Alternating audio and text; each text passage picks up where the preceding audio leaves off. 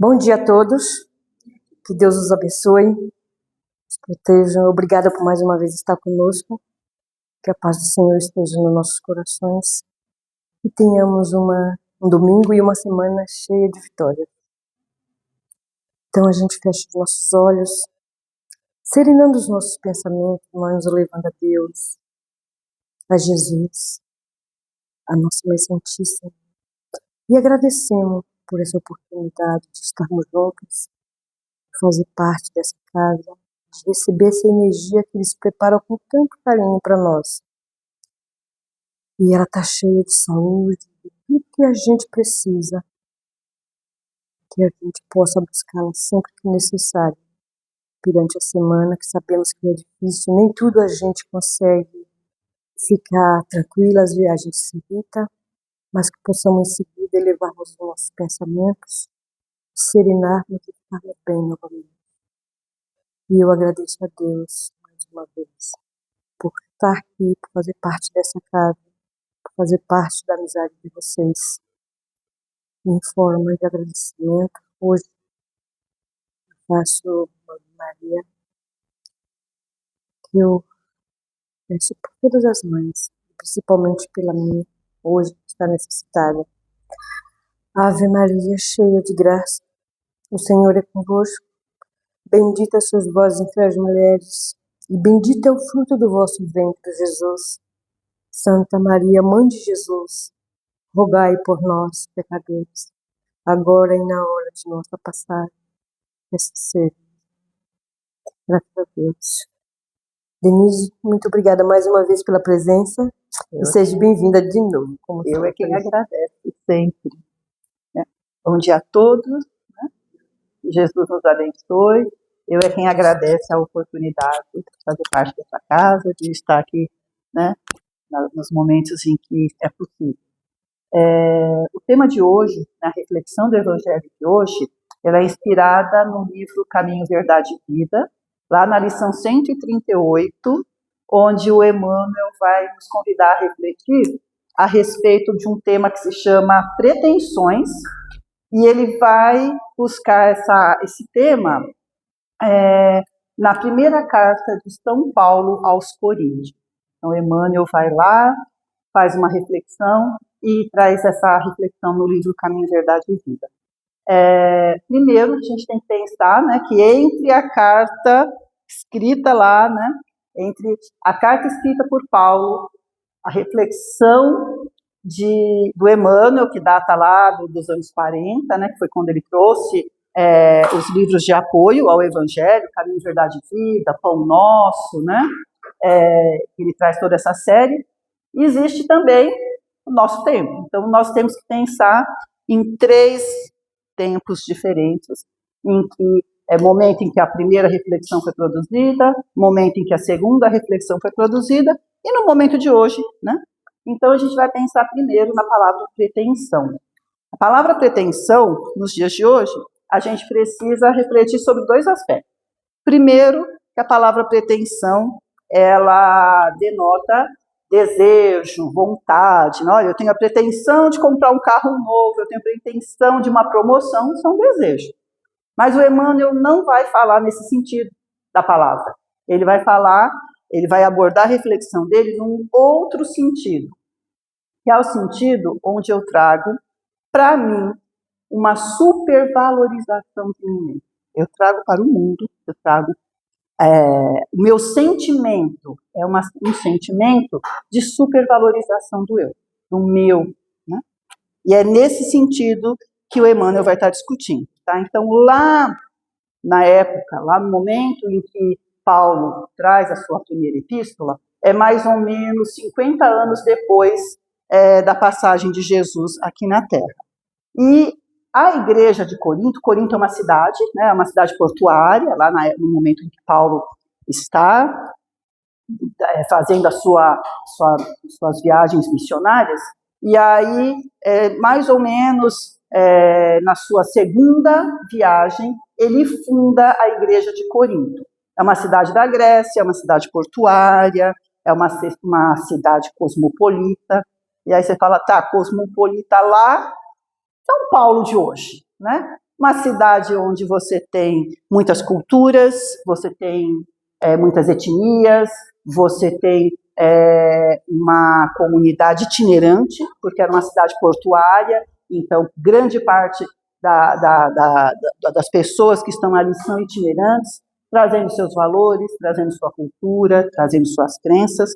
E aí, quando você mistura tudo isso, né, fica uma sociedade complexa. Então, quando Paulo fundou a igreja de Corinto, era uma sociedade complexa. Tão complexa quanto São Paulo é hoje.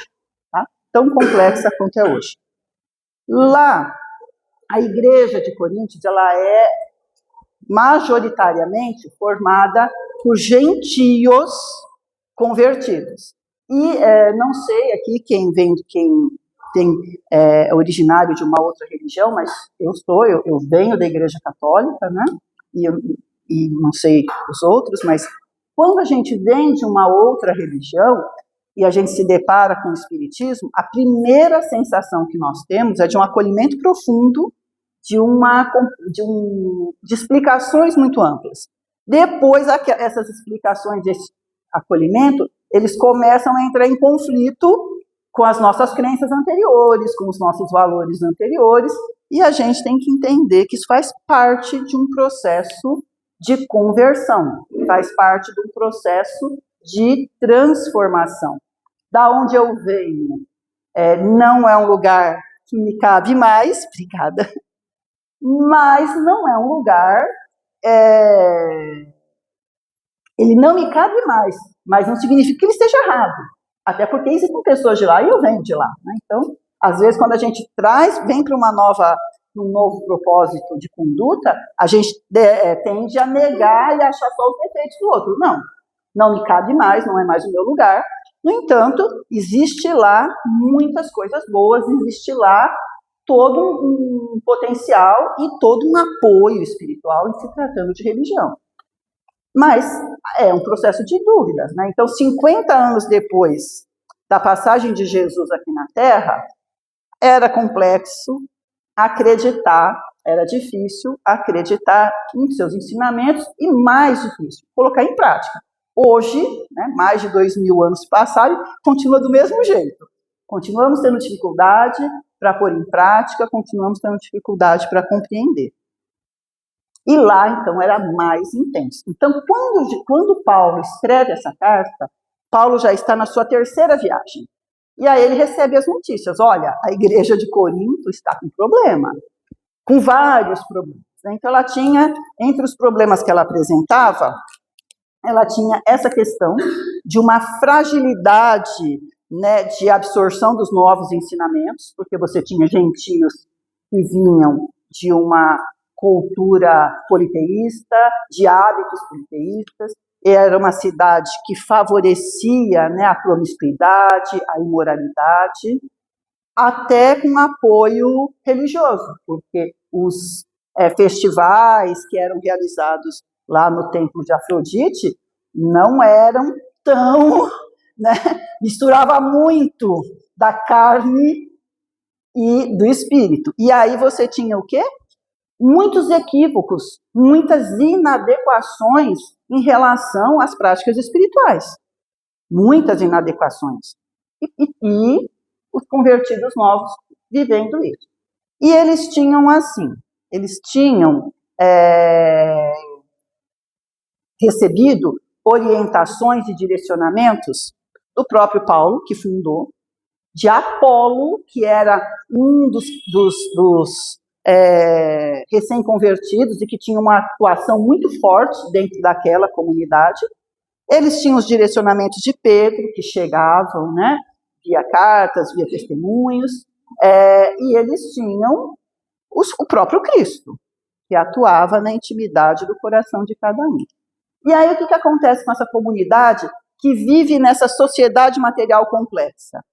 Eles começavam, entre eles, a se identificar mais com a postura de Paulo, outros tinham maior identificação com a postura de Pedro, outros com a do Apolo, e outros que só falavam do Cristo. Aí você fala, meu Deus do céu, você está todo mundo aqui em nome do Cristo, como é que você, dentro de um grupo, você diz, não, eu não quero nem saber das orientações de Pedro, de Paulo, nem de Apolo. Vou seguir o Cristo. Mas fala, meu filho, se está todo mundo aqui em nome do Cristo, como é que... O que está acontecendo nessa comunidade?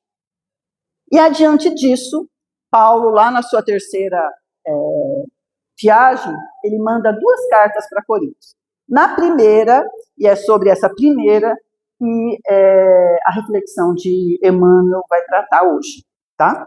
Então, é dentro desse contexto. Passado isso, né, a gente tem que entender por que é que Paulo achou essa necessidade e o quanto isso está relacionado conosco dentro de um momento histórico onde a gente tem a flexibilização do evangelho ao extremo. Devemos flexibilizar o evangelho? Sim, para acolher e cuidar do outro, não para ser conivente e desviar o outro ou justificar o nosso desvio, né? Ou justificar a nossa ignorância. O evangelho eu tenho que flexibilizar, sim, no acolhimento, como Jesus fez. Jesus curou no sábado. Quando curar no sábado era considerado uma heresia. Mas ele cura por quê? Para atender o outro, não para desviar o outro, nem para justificar a sua conduta, nem para contrariar o evangelho. Todas as vezes que isso contraria, eu tenho que entender que eu estou em risco. E hoje, né, na transição planetária, no tempo em que nós estamos vivendo, a gente vê isso muito claro, né? Quando eu terminei de fazer a leitura do Evangelho, eu falei, ai, Emmanuel, parece que eu estou lá. Eu estava lá nessa época e eu mudei pouco. Né? Quando você começa a olhar, assim, eu acho que eu mudei muito pouco de lá para cá, tudo bem. Então tá certo, né? Emmanuel tratar desse tema hoje.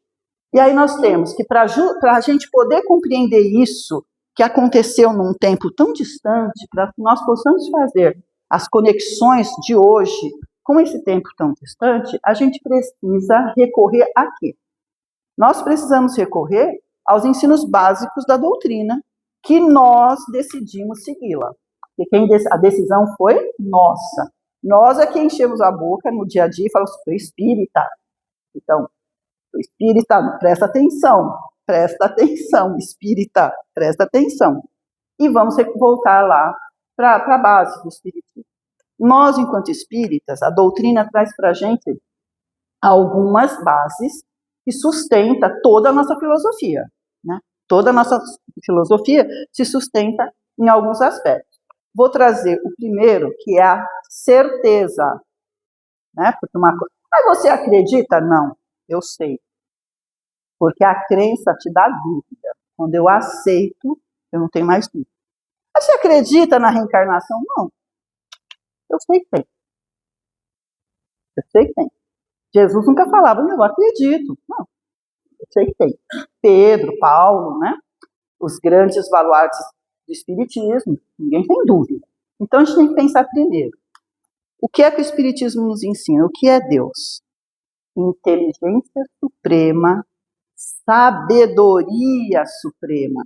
Se Deus é inteligência suprema e sabedoria suprema, que nós não conseguimos mensurar e compreender-nos é difícil, achar que dentro de uma casa onde se reúne, onde todos se reúnem em nome de Deus, o acaso existe, é realmente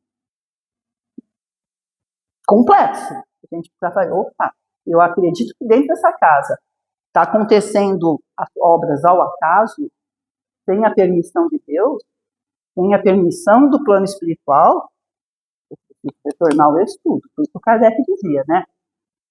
Conhecereis a verdade. A verdade. Lê, estuda, reflete. Fé raciocinada. E a fé raciocinada não é eu justificar meus atos com as palavras que eu decorei no livro dos Espíritos, com as palavras que eu decorei nos livros do médico. É eu colocar essas palavras em ação. Então, é óbvio, ninguém é inocente, tá? Nossa fé é raciocinada. É óbvio que a gente sabe que dentro das casas espíritas e dos agrupamentos espíritas, os conflitos existem. Tá? Ninguém está dizendo que não existe. Existe, mas a gente tem que entender até onde vai, né? Até o que as coisas não acontecem sem a permissão tem o amparo espiritual. Na década de, acho que 2000, teve um livro bem famoso que aconteceu na Casa Espírita, não sei se alguém leu aqui alguma vez. Se não leu, eu recomendo. É uma leitura leve, né, Eduardo? O Eduardo balança a cabeça. É uma leitura leve, um livro que a gente lê assim, num final de semana, né?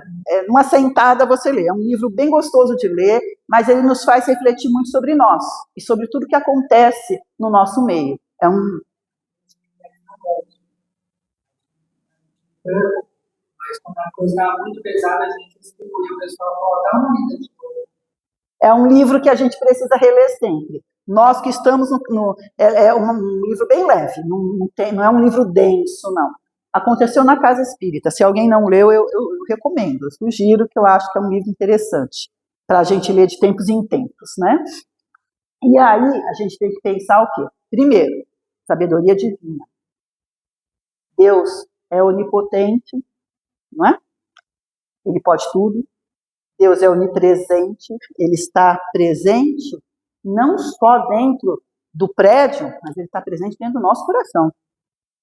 E ele, né, Deus é onipresente, onipotente, onisciente. Ele sabe o que vai no coração de cada um de nós. E se ele permite, muitas vezes, que a gente vá num caminho que às vezes não é o caminho mais adequado, ele permite para que nós aprendamos com a situação, com a experiência. E aí a gente precisa estar aberto para essa experiência. Segundo ponto que a gente precisa refletir, né, resgatar nesse momento, é a questão da mediunidade.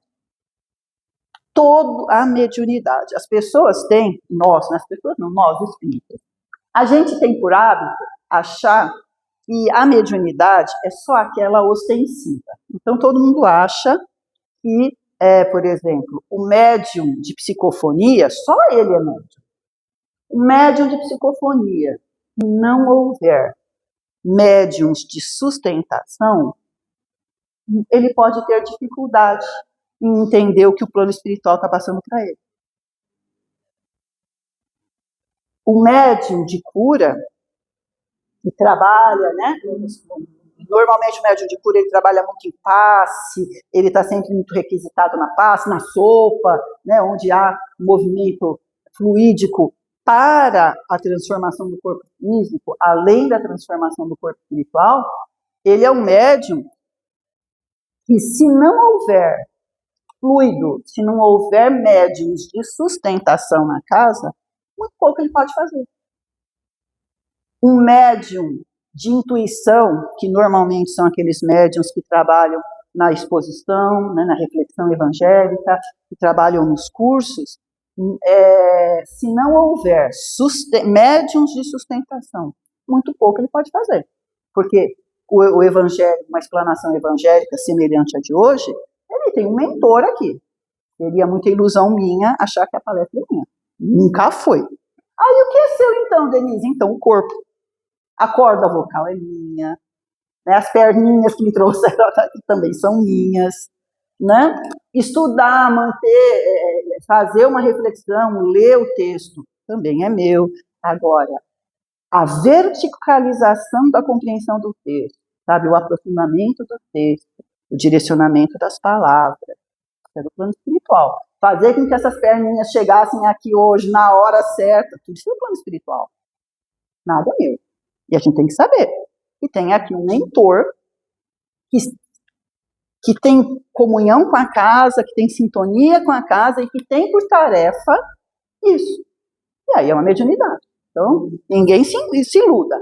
Na casa espírita, desde quem limpa, tá? Desde quem é responsável pela organização do prédio, pela higienização desse prédio, até pelos médiuns de psicofonia, até o presidente da casa, todos nós estamos em ação mediúnica. Ninguém se ilude. Ah, não, mas a minha tarefa é só pôr água no copinho. Então, olha que tarefa. Olha que tarefa. Você está manipulando o fluido. Ah, não, mas eu não sou médium, eu só assisto. Você é médium de sustentação. Um trabalho, quando a gente vai fazer trabalho de educação mediúnica, né, porque aí tem um médium, normalmente os trabalhos na casa espírita são conduzidos o quê? Tem um médium de psicofonia tem um médium que ele vai trabalhar com diálogo, a gente não fala mais em doutrinação, né? Porque é diálogo, a gente fala no diálogo. Ah, doutrinar, e quem sou eu para doutrinar o outro? Que moral eu tenho, né? Se estamos todos na mesma necessidade de trabalho espiritual. E aí tem que ter um médium de sustentação. Tem que ter um médium de sustentação, tem que ter aquela pessoa que fica na porta falando, não tem, aqui não, mas na federação eles batem uma campainha. Que é para dar o tempo, porque também é diálogo, mas não é, né, é diálogo, é rápido, porque tem uma fila de necessitados e existe também um tempo de trabalho adequado para isso. Então, esses médiums que estão lá, eles estão médiums. Se não houver presença de Deus, nada acontece. Se não houver presença da espiritualidade, se não houver apoio espiritual, nada disso acontece. Nada vai acontecer. Então a gente não pode se iludir. A nossa mediunidade, ela é dada a todos com um único objetivo. Qual é esse objetivo? Evolução espiritual, aproveitando a misericórdia divina. E a gente tem que entender que misericórdia divina é diferente de missão divina. Quem é que está enquadrado na misericórdia divina? Então, 99,9% dos espíritas. Por quê? A maioria de nós precisa de reajustamento com o nosso passado, por meio do quê? Da tarefa. A misericórdia divina, a misericórdia de Deus diz assim, olha, você precisa se reajustar, né? Então vamos nos reajustar pelo trabalho? Vamos nos reajustar pela tarefa? E aí a gente é um espírito endividado, nós somos um espírito em processo de evolução, mas somos um espírito que temos a tarefa.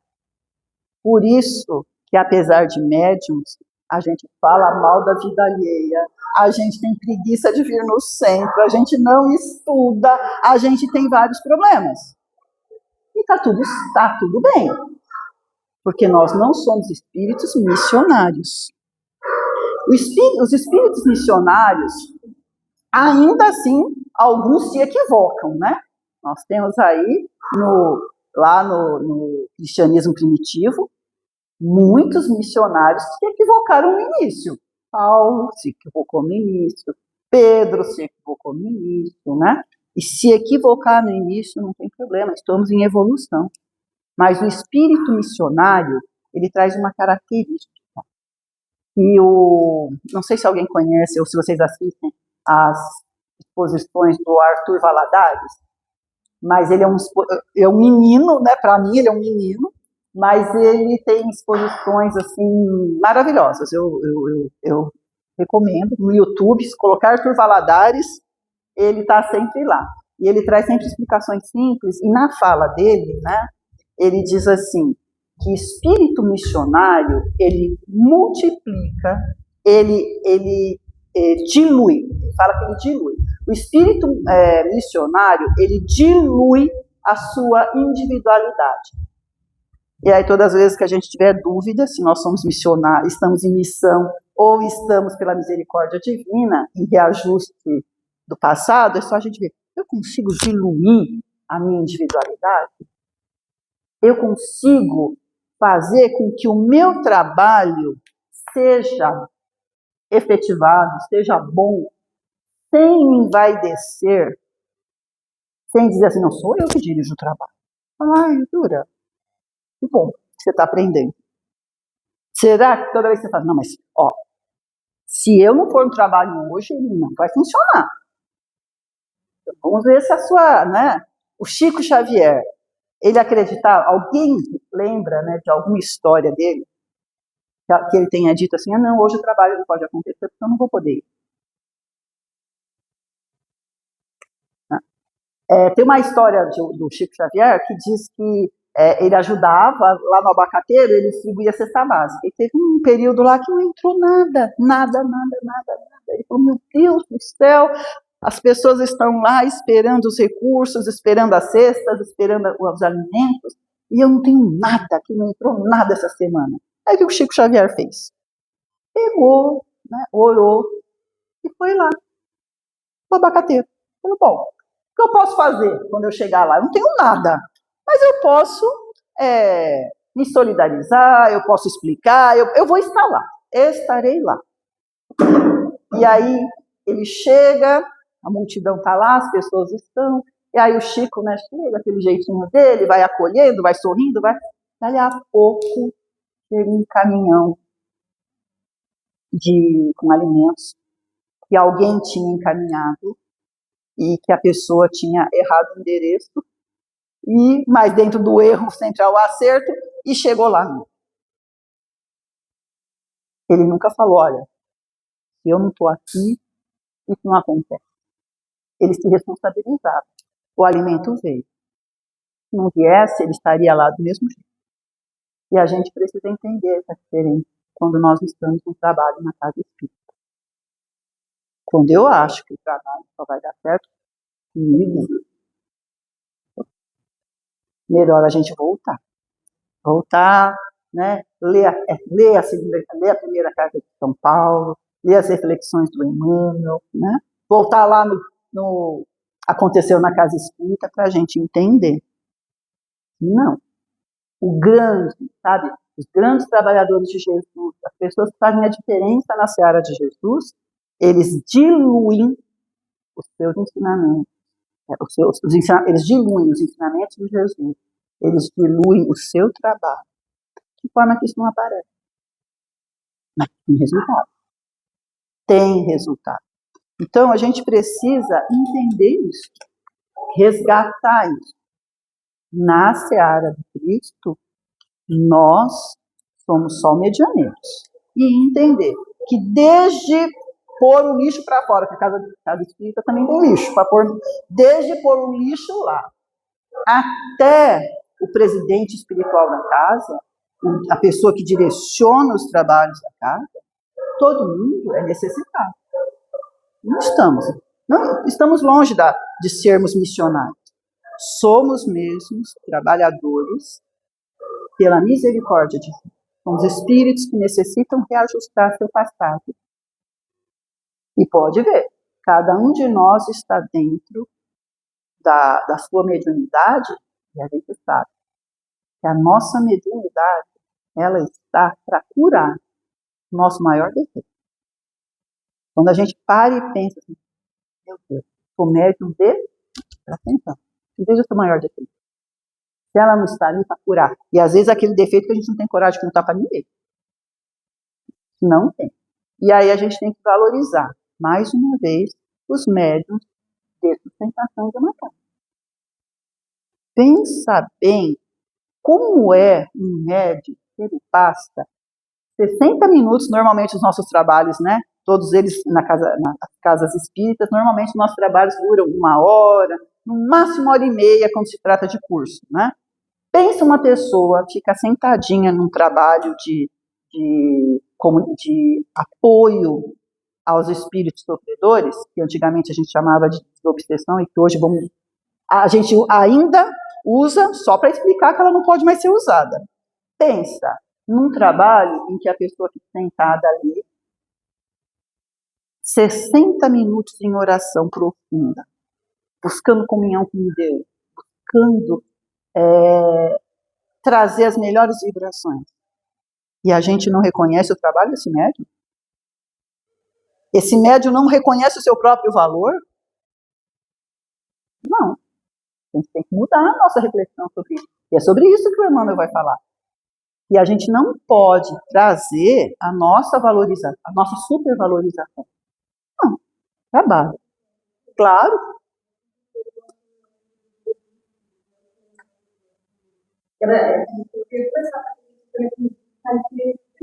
Uhum.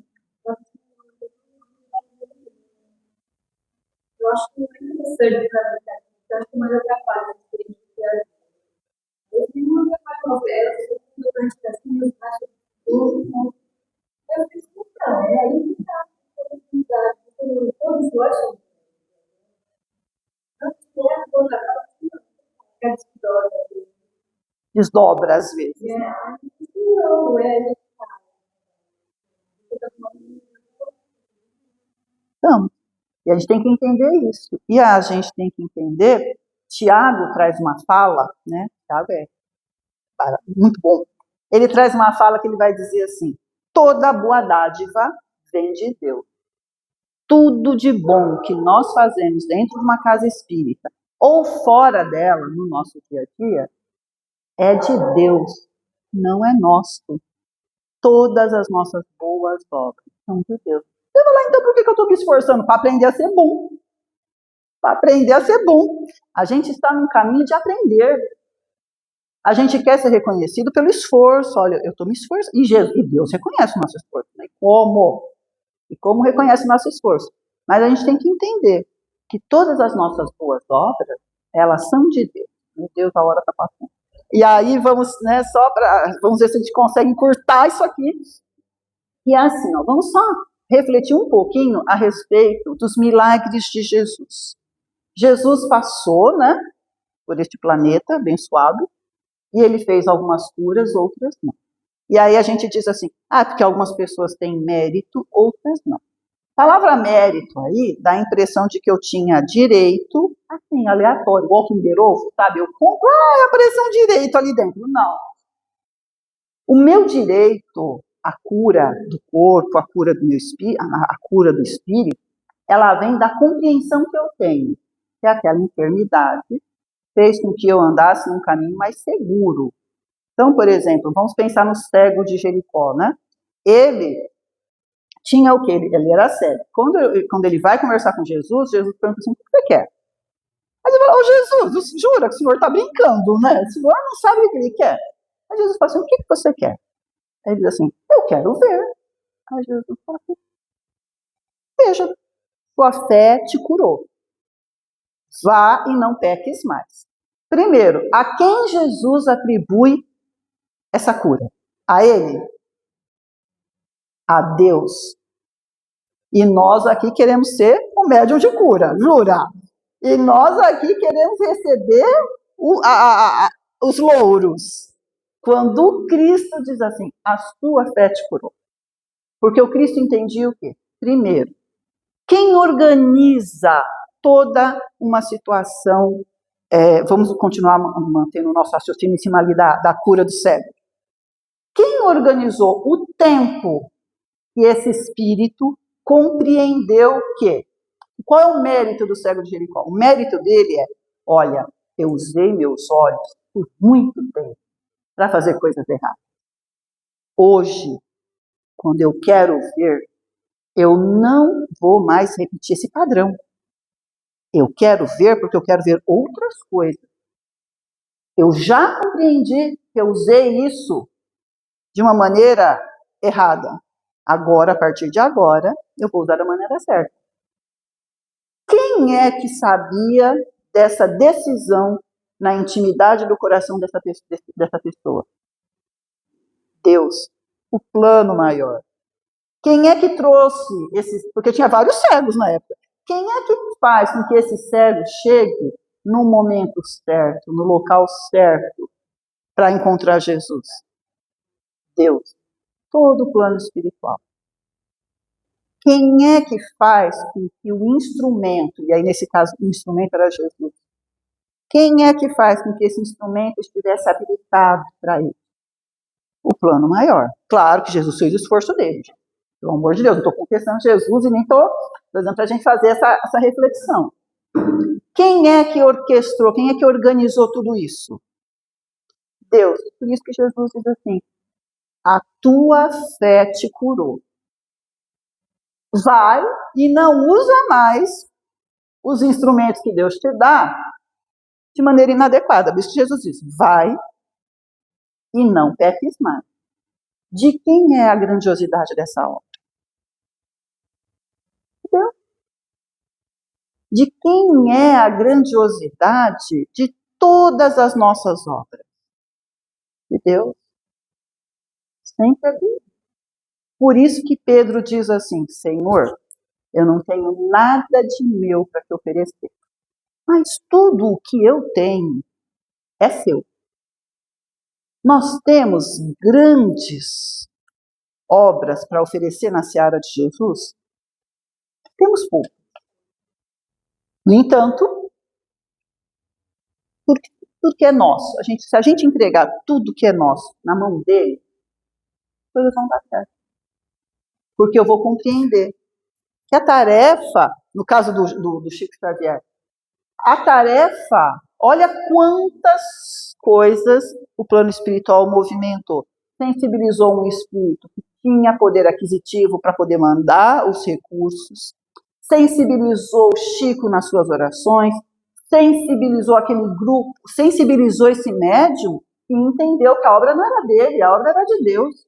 Ele tinha que estar lá para cumprir o que fosse. A gente comemora, oba, não é porque o caminhão chegou. E se o caminhão não tivesse chegado? A obra seria feita da mesma maneira. O instrumento de Deus estaria lá do mesmo Jesus. O instrumento estaria lá da mesma maneira.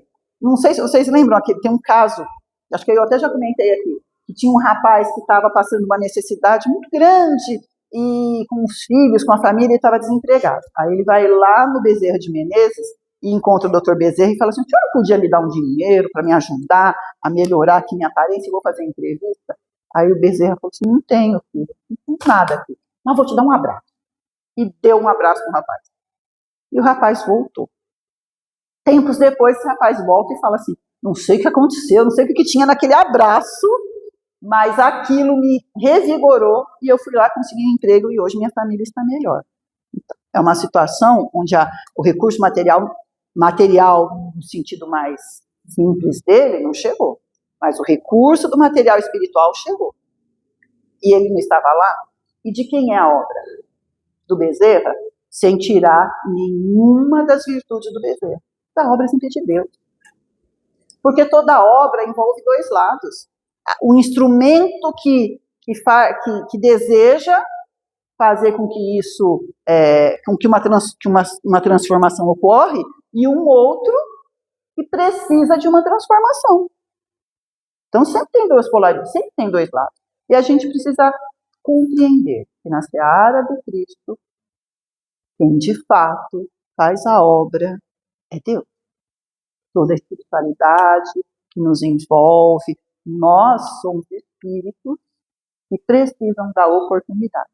Então, a gente precisa compreender, né, e nos inspirarmos nos espíritos que de fato são missionários, para que a gente compreenda todo o percurso. E muitas vezes é necessário que a gente volte para as bases do espiritismo. Quando eu entendo que eu sou um médium, e que o médium é o quê? É o medianeiro, né? Segundo o Chico Xavier, era só o burrinho que levava a mensagem. É o carteiro. A gente continua sendo, nós continuamos nos esforçando para sermos os melhores carteiros. Mas compreendendo que toda a obra, ela é de Deus. Toda é. E vamos aprender com quem sabe ensinar Jesus. Quando ele diz assim, Jesus nunca disse assim, eu curei. Ele sempre disse o quê? Tua fé. Porque ele sabe, ele conhecia os movimentos do planeta. A obra é de Deus. E aí vem Pedro e diz assim, olha, nada é meu, mas o meu nada, na tua mão, Senhor, vai resolver a situação. Você tem Tiago dizendo, olha, todas as tuas obras são de Deus. Então, meus irmãos, nós encerramos a reflexão de hoje, né, para que nós, dentro de uma sociedade complexa, dentro de um momento complexo da evolução espiritual, possamos nos mantermos firmes nos ensinamentos, que Jesus nos ampare, que nós possamos encerrar o trabalho com a mesma sintonia que iniciamos, graças a Deus.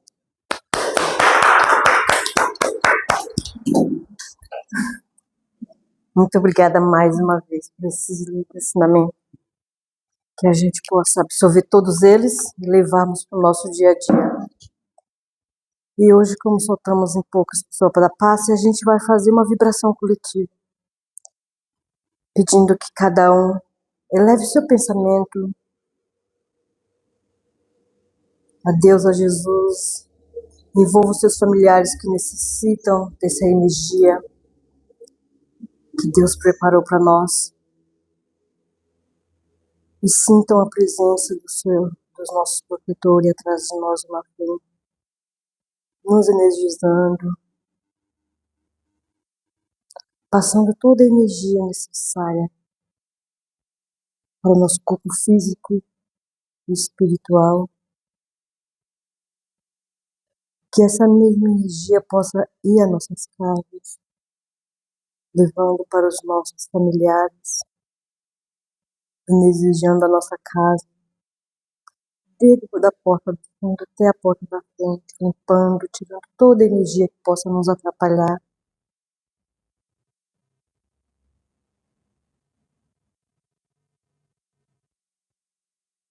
Sentindo que o manto sagrado da nossa Mãe está se estendendo sobre nós, nos acolhendo, nos protegendo, nos auxiliando,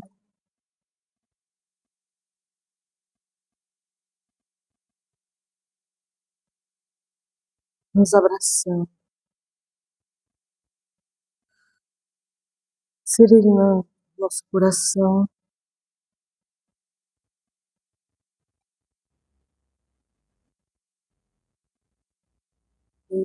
fazendo com que nós aumentemos a fé a cada instante. E a gente agradece, a gente pede também, porque se pedimos sempre, e eles nos auxiliam na medida que precisarmos e necessitar.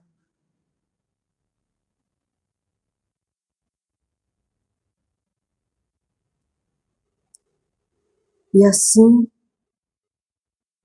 a gente revigora o nosso corpo físico e espiritual, pronto para mais uma semana, e a gente faz aquela oração que Jesus nos ensinou, que muitas vezes a gente pratica muito pouco tempo, mas mesmo assim continuamos fazendo, para que um dia possamos colocar tudo aquilo que o meu Pai Nosso tem em prática em nossas vidas. Pai nosso que estais nos céus, santificado seja o vosso nome, venha a nós o vosso reino, seja feita a vossa vontade, assim na terra como no céu. O pão nosso de cada dia dai-nos hoje, Senhor. Perdoai as nossas ofensas, assim como nós perdoamos a quem nos tem ofendido. E não nos deixeis cair em tentação da nossa própria ignorância, mas livrai-nos de todo mal. Porque teu é o reino, o poder e a glória, para todo sempre. E assim seja. Graças a Deus. Graças a Deus.